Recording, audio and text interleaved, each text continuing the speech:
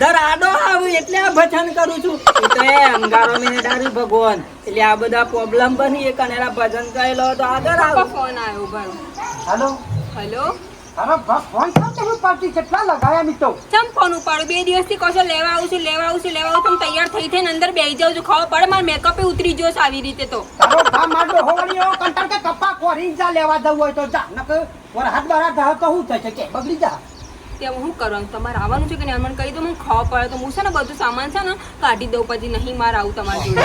હું આવું છું આ તૈયાર થઈને તના તન થઈને આ હેડો એટલી જ વાર એક્ચુઅલી વાટ જ જોઈ રહ્યો છું શાને આવે એટલી વાર કેટલી વાર છે પણ? બસ આવ્યો હે જલ્દી આવો. આવ હે હા